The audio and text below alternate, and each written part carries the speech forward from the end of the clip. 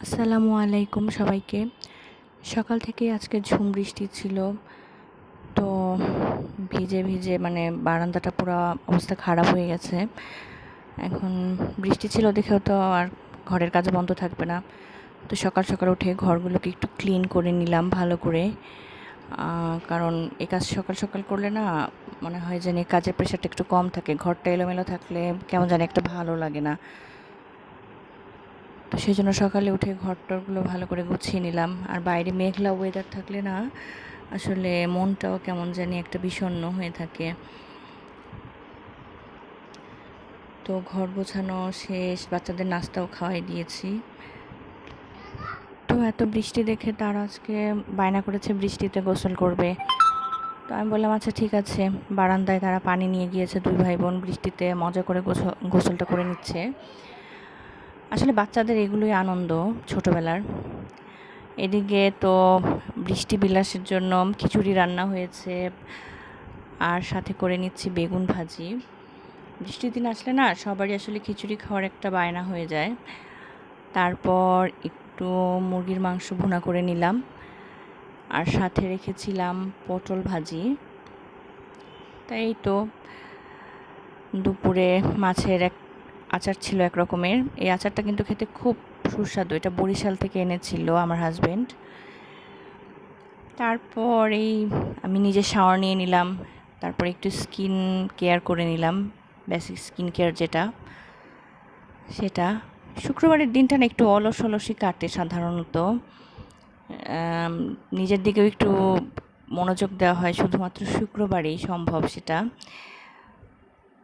তো এই দুপুরের খাবার দাবার শেষ করে কিছু কাজ গুছিয়ে নিয়েছিলাম। বিকালের দিকে আবার একটু বারান্দায় এসে বসলাম। ওয়েদারটা এখন খুব সুন্দর হয়ে আছে, খুব সুন্দর বাতাস ইয়ে বয়ে যাচ্ছিল।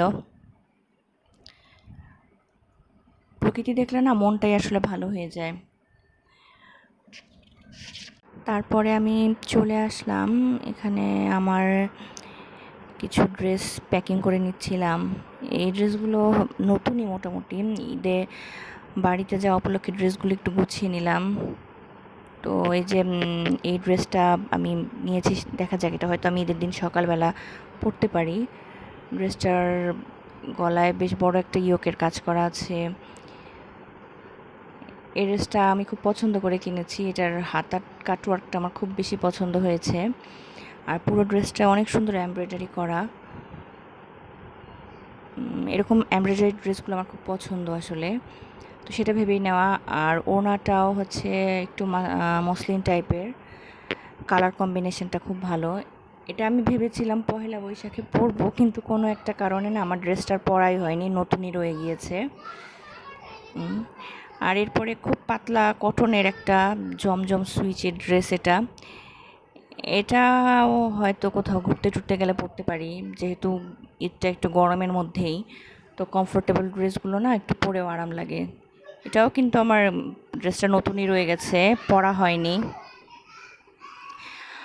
তো এই এই ড্রেসটাই মূলত আমার আসলে ঈদ উপলক্ষে কেনা। এটা একটা জর্জেটের একটুখানি পার্টি ওয়্যার টাইপের ড্রেস। এই কালারটা আমার খুব পছন্দ আসলে, একদম ডার্ক নেভি ব্লু যেটা।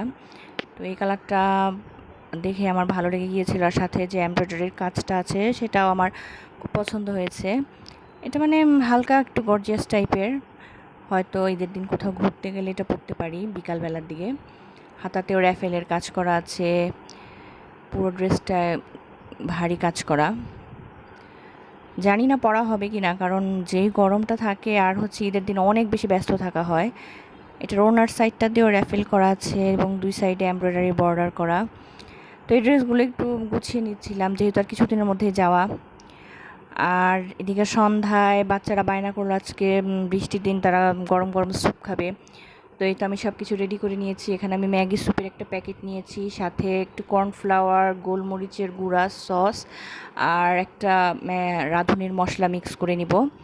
সব কিছু পানির মধ্যে একসাথে দিয়ে এগুলো আমি মিক্স করে নিয়েছি। তো কিছু সসেস কেটে কেটে এর মধ্যে দিয়েছিলাম, এতে কিন্তু বেশ ভালো লাগে। আর এর মধ্যে একটা ডিম ভেঙে দিয়েছি। ডিমটা দিলে কি হয় আসলে থিকনেসটা ভালো থাকে স্যুপের। আর কর্নফ্লাওয়ার দিলেও স্যুপের একটা সুন্দর থিকনেস হয়। তো এই যে আমার স্যুপটা কিন্তু বেশ ঘন হয়েছে এবং খেতেও বেশ সুস্বাদু হয়েছিল। আর আমার বাচ্চাদের তো এই স্যুপটা খুব পছন্দ, তারা প্রায়ই আমাকে বলবে আমাদেরকে স্যুপ বানিয়ে দাও। আর বাচ্চারা না প্রতিদিন একই রকম নাস্তাটা খেতে পছন্দ করে না, এক এক দিন এক একটা আইটেম দিলে ওরা খুব খুশি হয়। তো আমিও চেষ্টা করি একটু ভেরিয়েশন আনতে খাবারে। আর এদিকে আমি একটু দেশি আমগুলোকে মেখে নিচ্ছিলাম কাসুন্দ, মরিচ, লবণ, চিনি দিয়ে। এই আমগুলো আমাদের গ্রাম থেকে আমার মা পাঠিয়েছে। তো আজকের ব্লগটা এ পর্যন্তই। ধন্যবাদ সবাইকে।